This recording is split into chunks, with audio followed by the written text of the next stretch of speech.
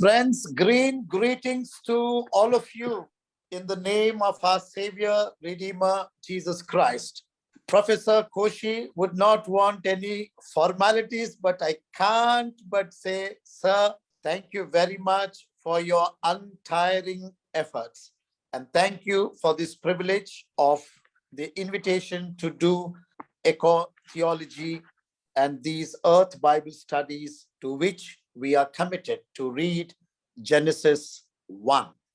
Genesis chapter 1, Genesis chapter 2, Genesis chapter 4, and Genesis chapter 6. The materials, reading materials, probably I believe have been given to you already. So this is not in fact any way of doing something different, but helping you to understand the materials that have already been given to you. Probably you have already given a reading, and also that you would be hearing and also seeing the same in the YouTube and also making another reading. That means the understanding has been given to you in diverse manners. Let us begin with the first reading, which is Geophany, the Earth Story in Genesis 1 by Norman Haber. We are now looking at the introduction. In the introduction, we try to see first of all, the traditional understanding of Genesis 1, which is taken to be talking about the origin of the cosmos or the origin of the world, or many interpretations give us as the origin of human beings. Now, in these lessons that we are going to see is something different. That is, we see in Genesis 1, where the earth and God are both characters with playing major roles, wherein which the intrinsic value of the earth is underlined. I want to say that the primary subject of the primordial setting and subsequent days of creation was not the entire cosmos nor human beings, but the center subject is the earth, which is called as Eretz in the Hebrew language. Friends, we want to set our perspective right before we begin to unfold the learning. In this, what we are going to do is in chapter 1, which we are going to look at the story of the earth. But there is a second part, or there is a second story. The first story that we want to focus is the story of the earth. But there is also a secondary story, which is the story of the humans. So in this introduction, we do not want the story of the human beings to interrupt the story of the earth.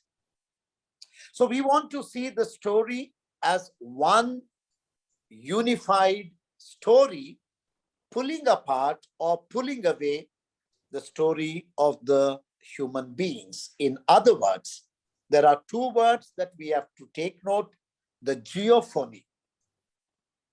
This is nothing to do with the geophone that we many times are using, but geo is the earth and phony is the voice or the sound, or in other words, geophony is the manifestation or the revelation of earth. Please note this down, because this is going to set the whole tone for our understanding of our readings. Geophony is the manifestation or revelation of the earth. So we want to first note that geophony stands in tension with the anthropophony that comes in the middle of chapter 1. But we want to keep that aside, removing chapter 1, 26 to 28, the human story, we want to see as a unified earth story. So earth is in the focus. The first point, Eretz, hidden. Eretz means in Hebrew, the earth. So now what we want to see is the earth in the beginning of chapter 1. The earth is hidden. In the primordial setting of that story, however, the Eretz, that is the earth, remains hidden, awaiting its revelation. So when we read God's word, it starts in the beginning. God created the sky or the heavens and the earth. That is the introduction, and it begins to unfold the creativity of God in creation. So our understanding is earth is there, but earth is hidden. Where is the earth hidden? Because God's word says, and there was darkness. Okay? And there was darkness covered upon the face of the earth, of the waters. So earth is there. It is hidden in darkness. So that is what we are asked to understand here. Secondly, the earth is also hidden under the waters. So there is darkness, and darkness is hiding the earth, and there is waters. These waters are also hiding the earth, or earth is hidden in the darkness and earth is hidden in the waters. That is what primarily we have to take note of. So then the main characteristics or the main characters here are God, Elohim, the waters, and the earth. So the earth is there, but it is hidden behind the darkness. The earth is there, but it is hidden in the waters. And of course, the main agent of creation, who is the creator, the spirit is hovering upon this deep darkness. So that is what we need to understand. Earth is there because chapter 1, we want to see earth being the center of our perception. If so, the earth is there, hidden under the deep darkness and also hidden in the waters. Next point is Eretz, uninhabited, or the earth is understood to be that which is uninhabited. And how are we going to understand this as earth uninhabited? Because we have not yet seen the earth. We have just understood the earth is hidden somewhere there and we can't see it under the darkness. And earth is hidden somewhere there and we can't see it because of the waters. So there is one word, Hebrew word, which is termed as tohu wabohu, which is normally translated as formless and void. So we need to understand this word here in this section as Eretz. Eretz means earth, uninhabited. So the word formless and void, or in Hebrew, tohu wabohu, is normally in the traditional interpretation is understood as a chaotic situation. This chaotic situation characterized by the words formless and void. But we need to understand that this tohu wabohu, the interpretation has come in the background of the Babylonian creation story, where there is violence, where Tiamat is understood to be the deep waters. And this is a chaotic situation where the Babylonian god Marduk comes and kills the Tiamat, and thereby the earth is formed. So there is this violence, there is this chaotic situation. But to once again look at it, it also says that this Marduk has greater control on the chaotic forces. And this interpretation, taken into Genesis 1, also tells what God was in control has later been given into the control of the human beings. So there is a hierarchical understanding. In any case, we do not subscribe to this interpretation done in the background of the Babylonian myth, but we understand tohu wabohu, formless and void, is an earth that is there hidden under the darkness, earth hidden in the waters, as a mass that is uninhabitable status. So, my dear brothers and sisters, earth is bare and uninhabited, but not turbulent and chaotic. Earth is hidden beneath the primordial darkness and primordial waters. The presence of God is hidden within the darkness of the primordial, because the Spirit of God is hovering. Beneath the waters, the darkness, and in the presence of God, earth silently awaits manifestation. So, earth is hidden behind the darkness, earth is hidden behind the waters, and God's presence is there in the darkness and above the waters. And God's creativity would begin, and the earth awaits its manifestation or revelation. So the setting is devoid of apparent conflict or any dualism. Now, so far, so good. Earth is there under the darkness, under the water, and God's Spirit is hovering, and God's creativity would push further so that this revelation or manifestation of the earth would become possible. So the next we see as Eretz, staging. It's very interesting. So now the earth awaits a place to emerge. There is, in this whole drama of the world, human life is seen as a drama and the world as a stage, and we come and, we do our part and then we vanish.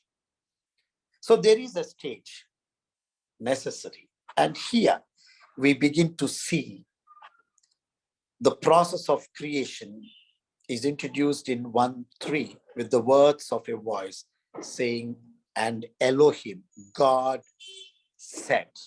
Now there is a voice.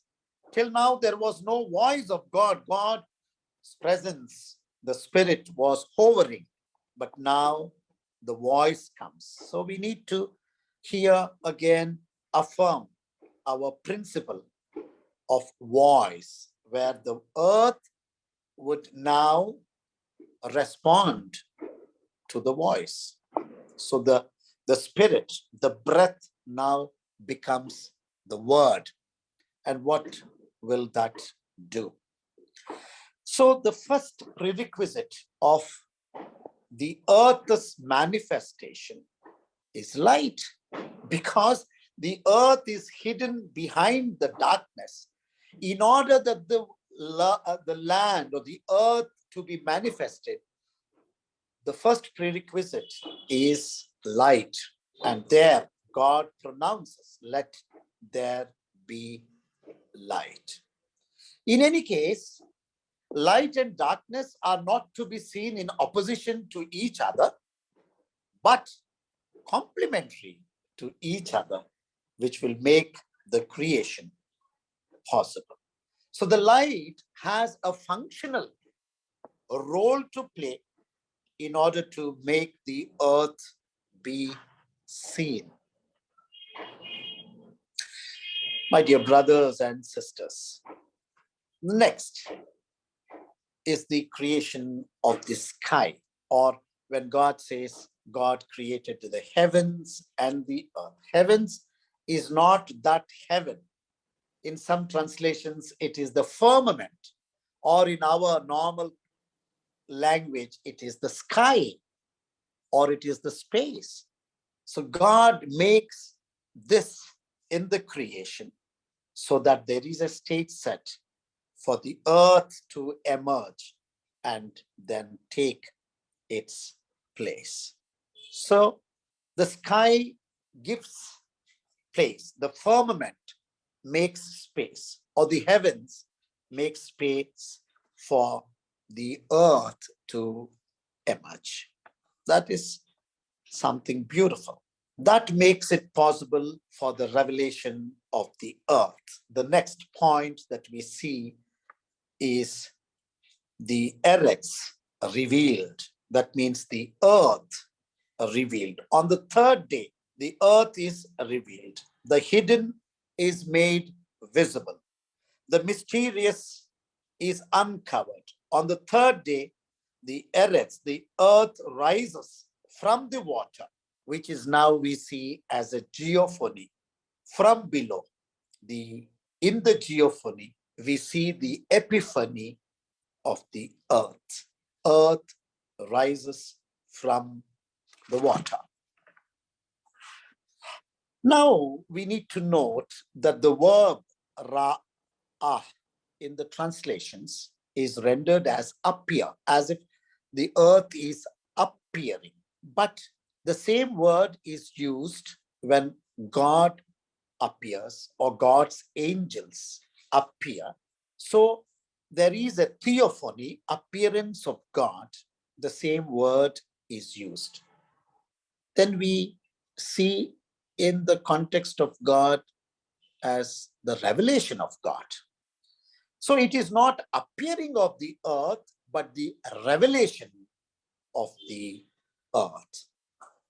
So in all this, God's creativity, it is only the earth that is revealed from below.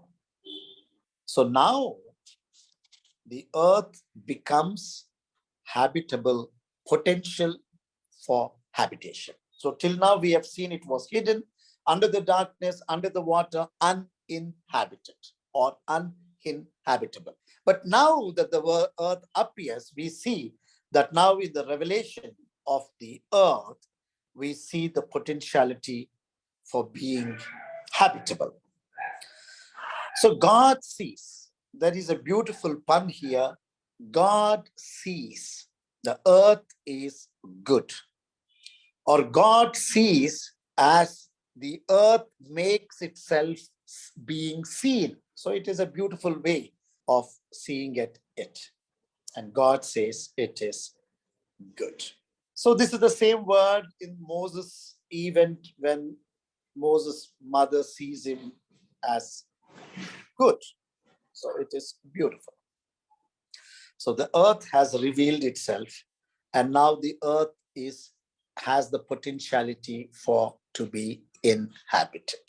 So the next we see eretz activated. Eretz activated. It is, that power to become or potentiality to be habitable is now switched into activity. On the fifth day, God activates the waters. Waters are activated, and waters bring forth creatures. God activates the firmament, the space, the sky, and sky too is filled with birds, and they are going to make their place on the earth or above Eretz.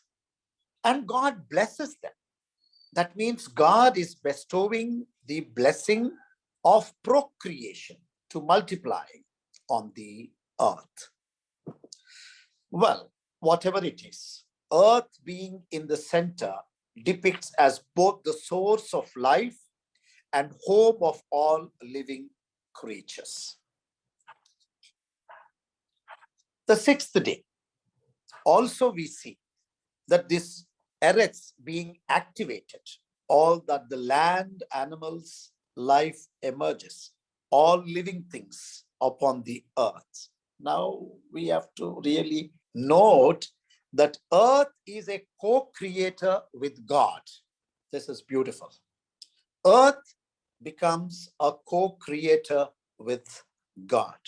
The response of the earth to the voice of God, let there be, and then the earth produces, you see, points to the eco-justice principle of voice. And also, life from earth is the living value of the earth, the intrinsic value of the earth we see, and the principle of voice also we note. Next, in the creation order, we see that God creates earth illuminated. Now it's so beautiful that the purpose of the sun and the moon created on the fourth day is to regulate the light created on the first day. They are specifically called lights or lamps, and emit and regulate the light from the sky. To give the specific purpose is stated as to give light upon the earth. So all that God had created is now illuminated, and the purpose is set to illuminate the earth. And of course, to regulate the times, signs, seasons, days, and years. The function of these bodies as light givers are for the earth. But then there is a nice word that is here. To rule, these lights are made to rule the day and the night. And the word in Hebrew is mashal. Again, we need to be careful about this word, because it also we see in the Abraham event where the servant has been given in charge the same rule. That means he is made responsible for the family of Abraham. So the rule of the lights is to bear responsibility to illuminate the earth. Next, Eretz complete. Now, this is something very nice. Once the latent earth is now fully revealed, it is whole and it is complete. God's spirit, which hovered upon the darkness, has ordered earth in a 6-day burst of activity and then rests. The narration, we see a progression or a movement from anticipation through execution to satisfaction and rest. It is striking that the activity of God in revealing, activating, and illuminating the earth is called work. And that work is now complete. This is beautiful. Now, we have removed that little part of the human story or the anthropophany from this Genesis chapter 1. Even without the human story, the geophany is complete in itself. So now we see the earth subdued. That is what comes in the way of this completeness. Next slide. Eretz subdued. Eretz subdued. Oh my God. This is where the problem lies. All that is wonderful till now. With the appearance of human beings, on the scene. However, power relations shift radically. For creating the human beings, that word bara, to create in Hebrew, is used, which is also used for sea monsters. Secondly, human beings are being made in the image of God. Their status is now lifted. Dominion has been bestowed. Authorization to subdue has been given. This brings a big problem into the earth story. Hence, there is a hierarchy: God, humans, and the rest of the creation. The preceding earth story of the unified cosmos is interrupted by the human story, which reduces earth to a force or thing that must be subjugated. That is the problem. The two stories are now in conflict. Humans are set over the earth and against the earth. That is the problem, where the geophony and anthropophony are in conflict with each other. Will that be the story forever? Next, we see Eretz redeemed, or the earth redeemed.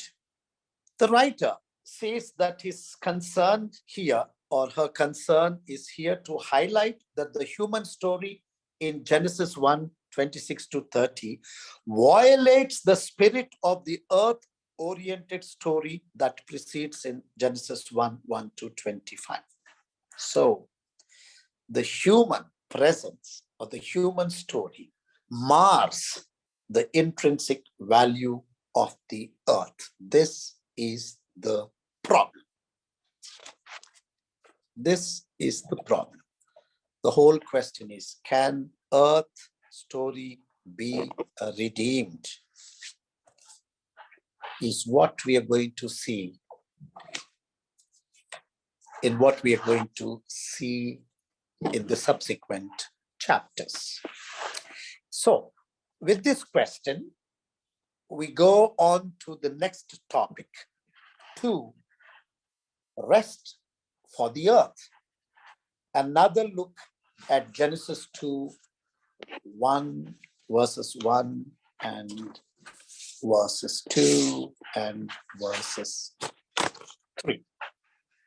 That means, when we had seen the principles, eco-justice principles, one of the principles was a retrieval, or we want to, we have seen eco-justice principle, and we have seen our affirmation, and we have seen suspicion of the traditional interpretations that are against the earth, and we have also wanted to look at the retrieval, you see. So here we are looking for a retrieval, okay? So what we want to see is, what sort of consequences will the seventh day pose for the earth? That is our question. What part the earth should play on the seventh day, or what has seventh day to offer to the earth? This is where we see that seventh day in Genesis 2, chapter 2, verses 1 to 3. So the whole movement of a retrieval, because we have just now seen that the humans have come as a conflict to the earth. The human story and the earth story are in now conflict, or the humans, the anthropophony causes a conflict to the geophony. And of course, the theophany, God's appearance, manifestation, and revelation is there, and that is where we look to. So the principle of interconnectedness has been, but now we have to look into how Genesis chapter 2, verses 1 and 3, in the next point, in the context of the creation account of Genesis 1:1 to chapter 2, verse 3. The next point, yes, that one, Genesis chapter 2, verses 1 to 3, in the context of the creation account of Genesis chapter 1, 1 to chapter 2, 3. Now, we need to slowly see that the whole creation story, chapter 1, 1 to 31, are a complete in itself, which tells us the creation is complete. And then this bit in chapter 2, verses 1 to 3, comes as the seventh day. And here we see in the seventh day that God blessed the seventh day, God sanctified the seventh day. When we say God blessed, because this God's blessing has also been there in chapter 1. And here also God is bestowing, God blessed and sanctified the seventh day. But both of these are totally different in themselves. In chapter 1, the blessing was to give all the creatures the power to multiply themselves. It was for their progeny. But here on the seventh day, the blessing does not have that connotation at all. In Genesis chapter 1, 29 to 31, the word all occurs 7 times. And when God says again, the sky, the earth, and the heavens, we see that interrelatedness in the creation is complete as far as what the sky and the earth have brought forward. We need to note that the relationship of the sky and the earth and all that is therein brings us to the principle of interconnectedness or interrelatedness. What is coming on the seventh day is God, the theophany. We see the theophany. In chapter 1, we have seen the geophany and the anthropophany. But here, in these verses, God is the center. We see the theophany. And all that has been created comes under the sovereignty of God. When everything is coming under the sovereignty of God, human beings are not mentioned separately, whereby they enjoy this domination and subdue on the rest of the creation. Because human beings are also, because God says, all that has been created, all that has been made, all, everything is subsumed under that one word, work, God's work. God worked, and then that all comes under the sovereignty of God. So then Genesis 2, 1 to 3 stands as a check against any interpretation of the role of humans in Genesis 1:28 that ignores the harmony and the wholeness of all the work God has done in creation. So we see this chapter 2, verses 1 to 3 as apart from the total creation story that comes in Genesis 1, 1 to 31. That sovereignty is explicit in God, not doing any further work at the completion of the whole of creation. So God is sovereign over all that God had created. So human beings are also coming under the sovereignty of God as much as the rest of the creation is coming under the sovereignty of God. Thereby, their special powers to rule, subdue, or dominion is nullified. The text in bringing the sky and the earth and all that was within them together plays out the intention of God in creation itself and brings all parts of God's creation into relationship. So the interrelatedness is observed. God completes the work of creation as all parts find their completion in relationship with each other. No domination and no subdue. That's why we see this seventh day as apart from the creation story, which nullifies dominion and brings everything under God's sovereignty. Next, the earth in the interpretation of Genesis 2, verses 1 to 3. Sabbath is the central thing because God rested, and God rested. That is what we see here. When we look at these three verses, the main focus is the Sabbath. And it looks as though in our interpretation that the Sabbath is only for human beings.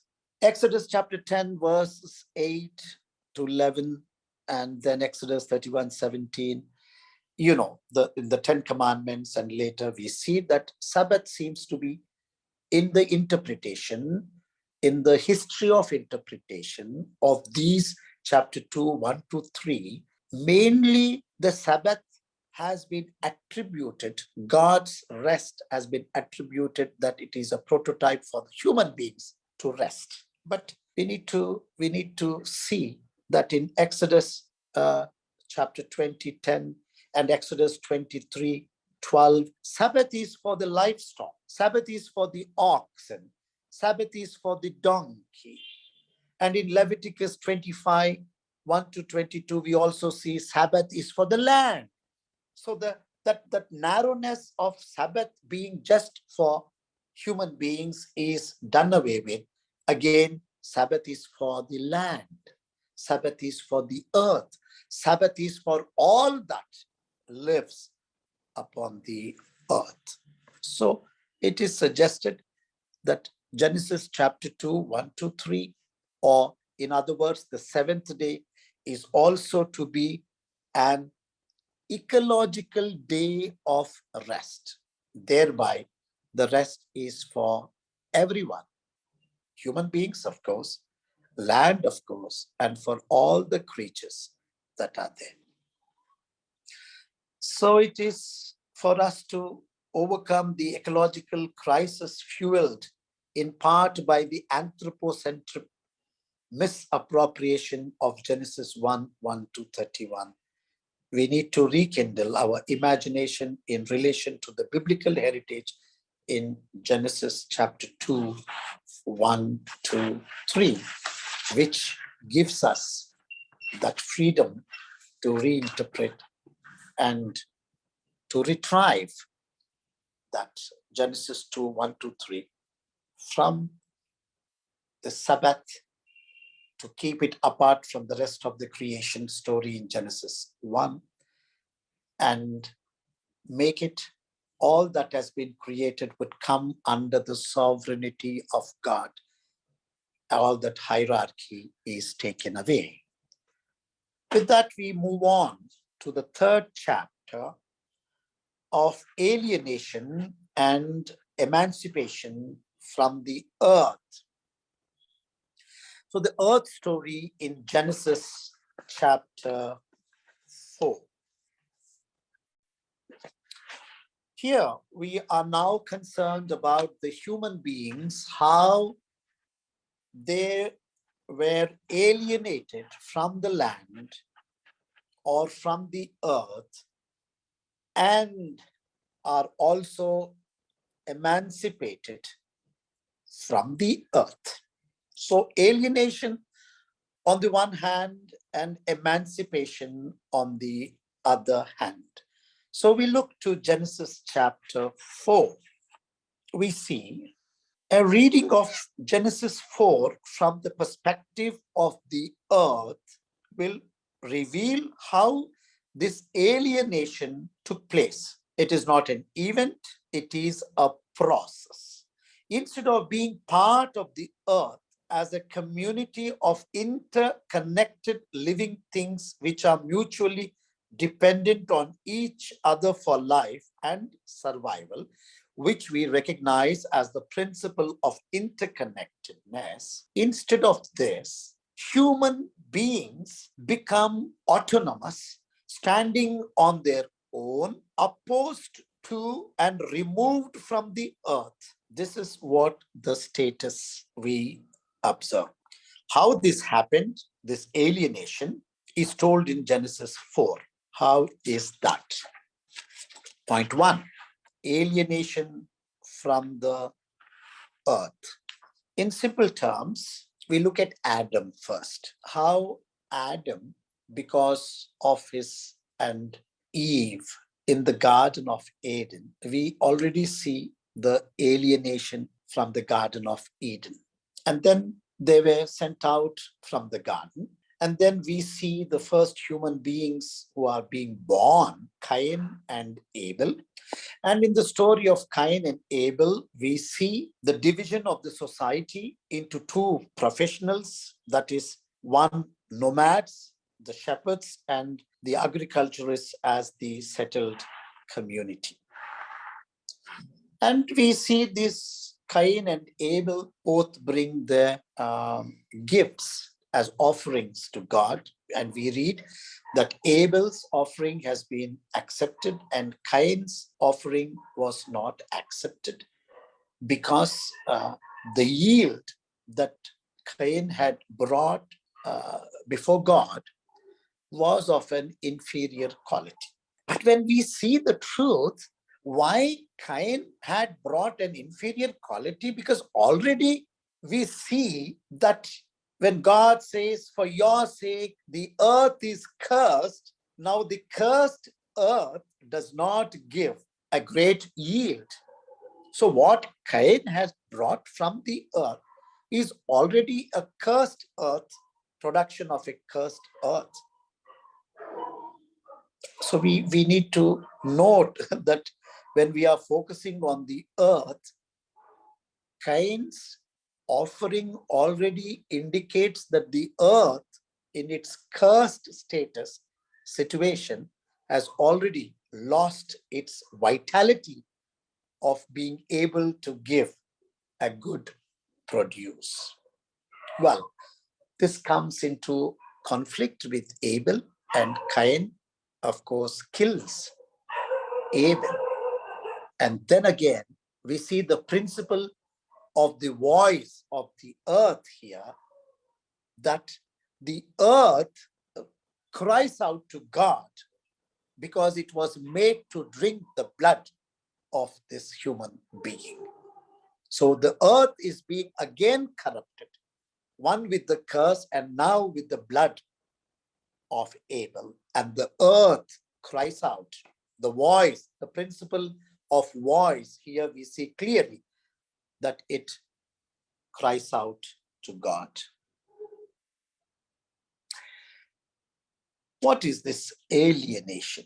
The alienation is Adam was sent out of the garden, but now Cain has been sent out from this arable land as a vagabond into the open.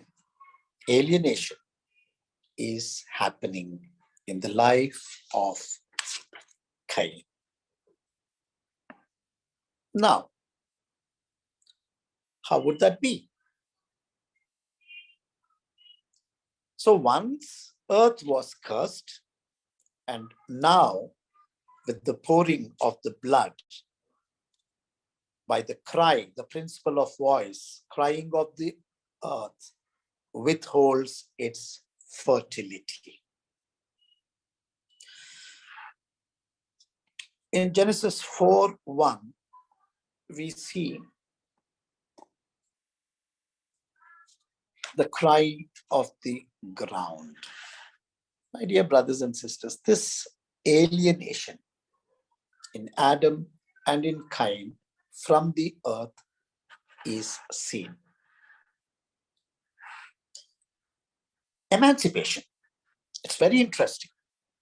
It is very interesting how humans were alienated and at the same time emancipated from the earth. When we see Genesis 4, verses 17 to 26, now Cain, in a conscious choice, Cain frees himself from the existence of a wanderer by building a city.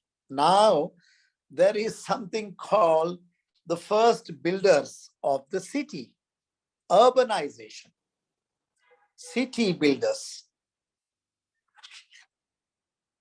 In Genesis 4:20 to 22, the descendants of Cain are depicted as the ancestors of prominent urban crafts. You know, they are the ones, smiths, coppersmiths, and that, and this, and all the urban people, whatever they need, there is what has come up into. Now, what is emancipation here? Emancipation is from away from an agrarian to an urban. So that means you are making a living by building, by metallurgy, by crafts, and no more you are into agriculture. So the alienation has come to an emancipation in and through the urban culture of Cain. But then how do they eat is the question. If you don't do agriculture and you're always into an urban culture, then how do you eat? This is exactly where it is said that when these people who are into urban are the ones will take advantage and exploit the agriculturists in order that they would have some food. And that is again is indicated in the story of Lamech. You know, he says, it says, these words, Ish and Jeleth, in parallelism in 4:23, the narrator emphasizes the youthfulness of Lamech's victim in order to draw out the utter illegitimacy of the act.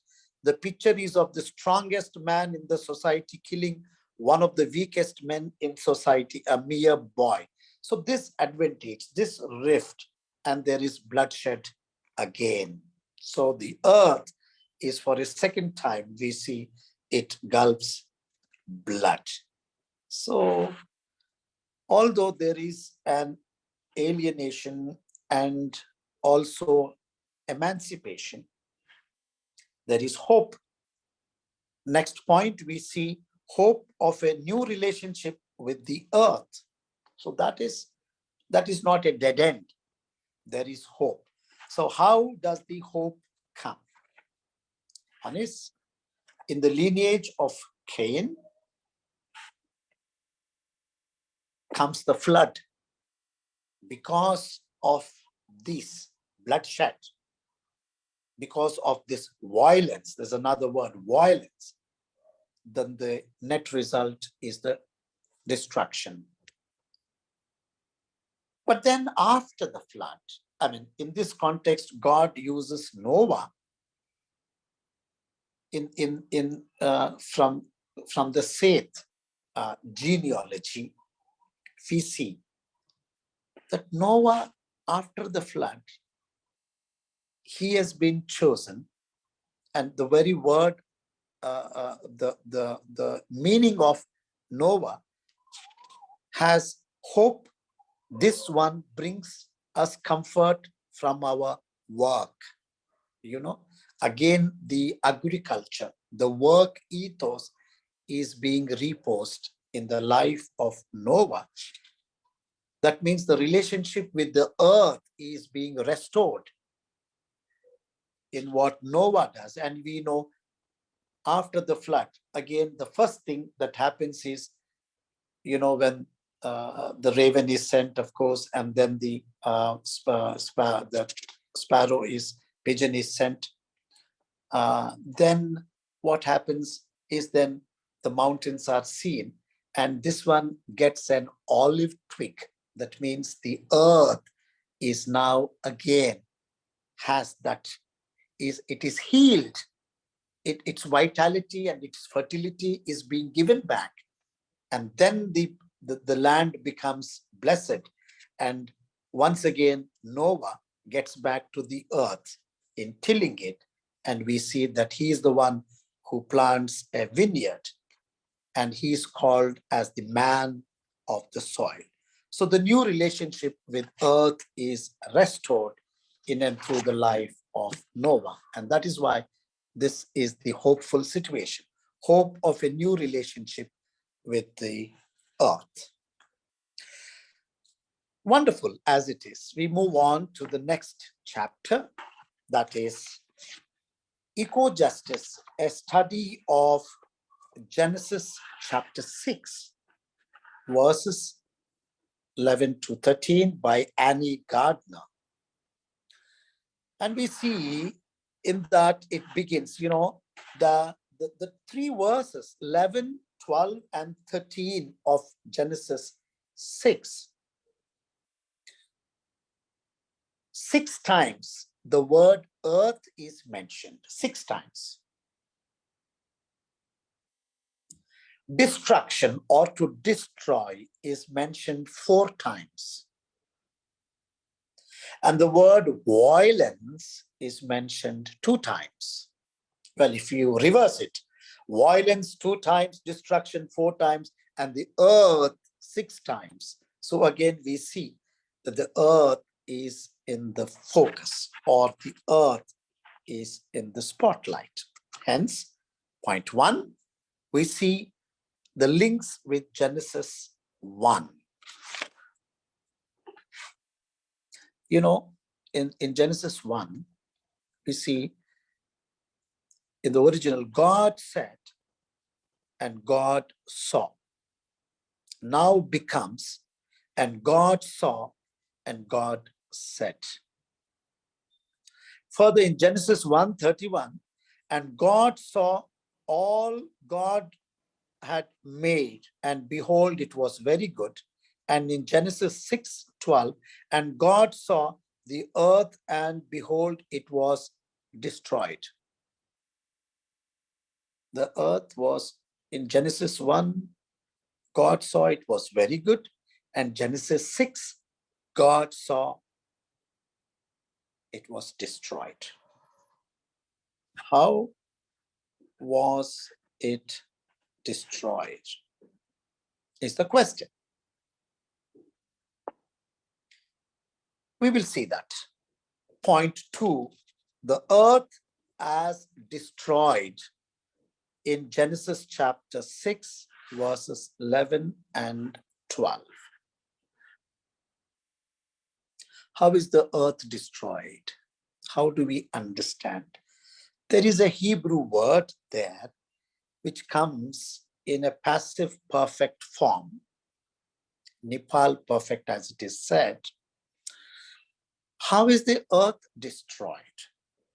If you take out that word, shakhat, and see that in other occurrences, which occurs in Jeremiah chapter 13, verses 7 and 10, it is talking about a girdle that God asks the prophet to place a girdle somewhere. And then when it is again found and seen, it is seen in a state of uselessness. That means that girdle cannot be used to girdle anything, to tie anything. It has lost its usefulness. In Jeremiah chapter 18, verse 4, again, this word is used in the context of a clay pot. Again, this word destroyed is giving the meaning of becoming useless. That means this clay pot becomes useless. It cannot be used. So also in Genesis 6:12, the earth, when it is said destroyed, that means it is rendered useless. It has become useless. If we have to compare the word with Exodus chapter 8 and 20, where the earth was destroyed by a big swarm, these flies, That means, by analogy with its appearance in Exodus 8, this word indicates that there is a physical destruction of the produce of the land because these swarms come and destroy the crops. So the earth has suffered in its physical being. This is what the destruction would mean.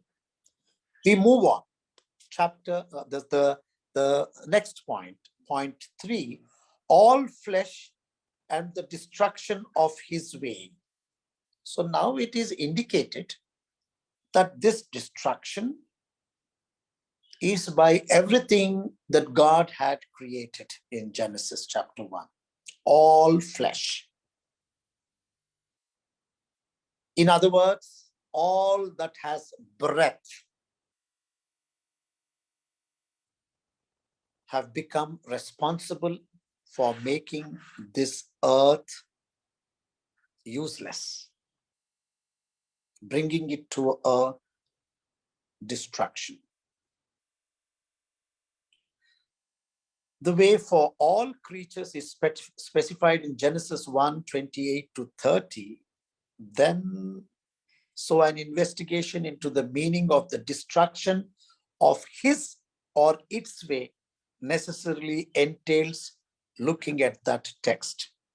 Okay, further, that means we have to go back to Genesis 1:28 to 30, backwards and front, forward. We have to look at Genesis 9:1 to 7. And we note that Genesis 9:1 to 7 modifies, please note this, otherwise there would be confusion when we read it in Genesis 1 for Genesis 1's sake and Genesis 9 for Genesis' sake. If they are read separately, we would not get it. But we need to note, please underline. If you are writing, probably you can write or note that Genesis 9:1 to 7 modifies the specifications of Genesis 1:28 to 30. I repeat, Genesis 9:1 to 7 modifies the specifications of Genesis 1:28 to 30. So that means we have to closely look at Genesis 9:1 to 7. Good. The next point. How did non-humans transgress the way? So the question is, human beings can transgress. How did other beings, creatures, transgress? That is our question. Because it says all flesh have destroyed the earth. We can understand human beings, but non-human beings, how could they destroy the earth? So we see in Genesis 1:30 that God had given all green herbs as food for both human beings and of course for other creatures as well. So there is no meat. There is no meat for food, neither for humans nor for other creatures.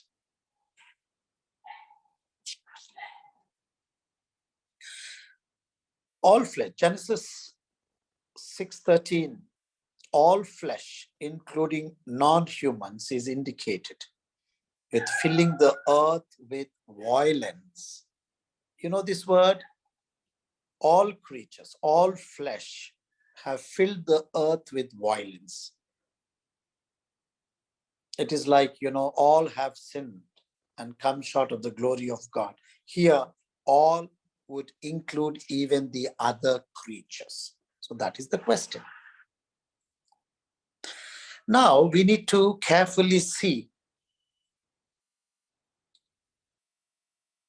that we have had these precepts, in Genesis 1, be fruitful and multiply, fill the earth and subdue it, have dominion over the fish of the sea and over the birds of the air and over living creatures, being that lives upon the earth. Verse 29, I have given you every herb bearing seed upon the face of the whole earth, and every tree in whose fruit its seeds is contained as food for you. You know, we note the word fill the earth in Genesis 28, part B, fill the earth, okay, and multiply. And in the second half, we see subdue it. So fill the earth in the first part, second part, subdue it. So that means to have dominion. Now, what we need to see is this subdue, fill the earth and subdue have been erased in Genesis 9:7. This is very, very, very important because it's the same thing that is being here translated.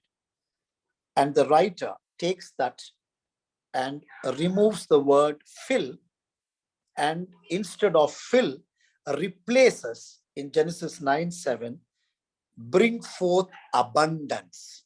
You know, this is retrieval. You know, we are thinking of retrieval by ourselves, but the text has already made a retrieval. The retrieval is in Genesis 9:7. Instead of the word fill in Genesis 1:28, 9:7 replaces it with bring forth abundance. And word subdue in Genesis 1:28 is replaced in 9:7 by multiply. So that means the subdue is withdrawn. Human beings are no more given the power to subdue and to have dominion. That is very, very important. And when we compare it with Psalm 72:3, it is harmony with the physical earth. And Isaiah 11:6-8, harmony with being non-violence towards other creatures. So there is this retrieval. We move on. As it is said, the earth was filled with violence. You know, the point made here is we have already seen that there was bloodshed, Cain, and also bloodshed by Lamech. Earth continued to be filled with violence. So one of the opinions is that when God had given green herbs for food, these herbivorous beings have become carnivorous, eating the flesh. The indication is because of the blood that is shed. And also in Genesis 9:4, we see that against the shedding of blood concerns the blood of human beings. Fifth point, the violence. That means violence filled the earth. The social crimes on the one hand, and as we see in defining this violence in one word to say, it is a violation and a deviation, a breaking of God's plan. Violence is violation, violence is a deviation, and violence is breaking of God's plans. In one word, what was supposed to be herbivorous has become to be carnivorous. And thereby we see this violence. Next, all flesh is destroyed with the earth. You see, when we compare what we have seen in Genesis 1:10, where the land appeared, in Genesis 7:11, because of the flood, the land disappears. All flesh, along with the earth, has been destroyed.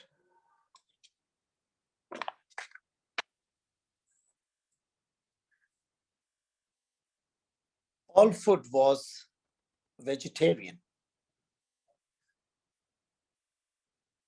When the dove returns with the olive leaf, the flood then allowed the earth to rest and to heal itself, and its produce is regenerated. This is a new dispensation, once again, with the relationship of the earth. Point 7, the precept of kabash, subduing, is withdrawn, which we have already seen in comparing Genesis 1:28 with Genesis 9:7. That subdue is withdrawn. No more human beings are to be subduing the earth. No more human beings are to be dominating the earth. They have been withdrawn in Genesis 9:7. It is only a different dispensation to bring fruitfulness and to multiply. As conclusion, in your notes, page 129, I would read these 4-5 lines as it is. The failure prior to the flood to respect the principle of intrinsic worth and interconnectedness are being repeated in the modern age. To give just a few examples, an injudicious removal of trees without replacing them has led to the soil degradation.